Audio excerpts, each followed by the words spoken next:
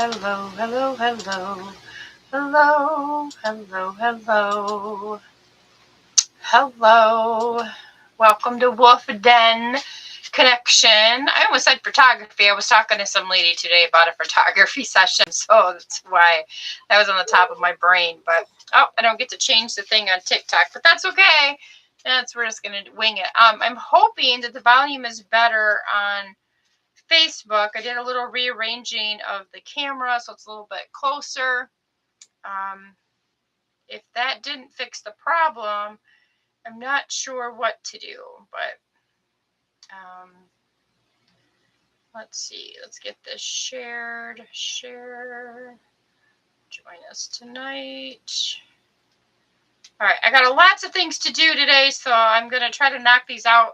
My husband said I had another 30 minutes before dinner was ready, so I want to get this out. I've got to do a faith and fitness tonight, so we're just going to roll with the punches and let's get things done. I can hear myself out in the kitchen, so I'm thinking that I must have fixed the problem. Okay. Welcome to a study of the Bible in a year. It's a weekly study, and we are on week 12, and our subject title for the week is Joy. And James 1, verse 2 and 3 is our scripture for tonight. But first, let me read our 5 statements. Today is the 22nd, so we're reading these 5. Number 1, I will not fear, for God is with me. I will not be dismayed, for he is my God. He will strengthen me and help me. He will uphold me with his right hand. Number 2, I choose to believe God is not man that he should lie. Number 3, I choose to believe God will restore what the locusts have eaten.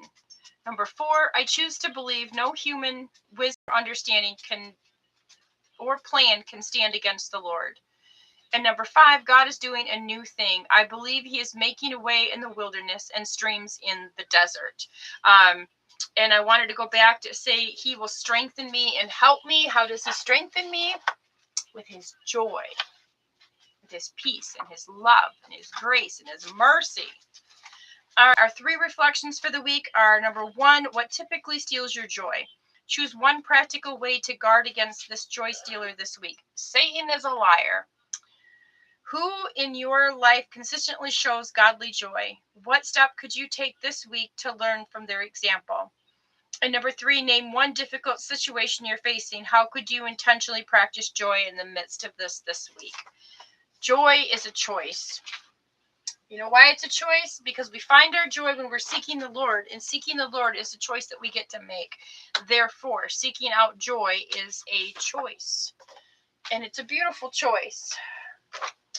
All right, James chapter 1, verses 2 and 3 in the New Testament. James number 1. In the NIV, 2 and 3 says, consider it pure joy, my brothers and sisters, whenever you face trials of many kinds, because you know that the testing of your faith produces perseverance. So the product of counting everything as joy and persevering and testing your faith produces perseverance. Once you know that God will come through for you, you will know that God will come through for you. And he doesn't just do it once. He's come through for me so many times I have lost count. All right, in the Message Bible, I'm going to read 2 through 4.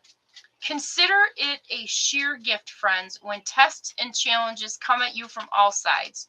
You know that under pressure, your faith life is forced into the open and it shows its true colors. So don't try to get out of anything prematurely.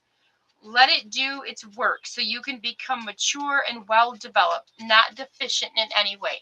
Lacey Ann, could you please stop pacing? Sit. Calm down. Just calm down. I don't know why she's pacing back and forth. You're not going to miss dinner. It'll be there when you get out. Just chill out.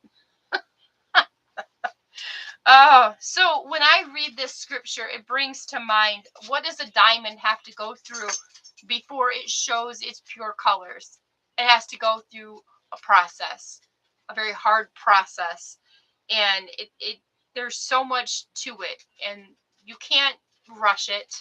It's a process. So that's just like us. We are diamonds in the rough, and our lives are full of pressure, and that pressure brings out the good, bad, ugly, indifferent. It brings it all out when we're under pressure. I know that as a Christian, we want to grow in the Lord, and so the things that are hidden in our heart are what come out when we speak. Or we don't want the things that are hidden in our heart to come out when we're in stressful situations. We want to heal our heart so that the things that do come out of our heart are good. I can tell you, I grew up in a family that swore a lot. My parents swore at each other all the time, swore at me. It was a lifestyle.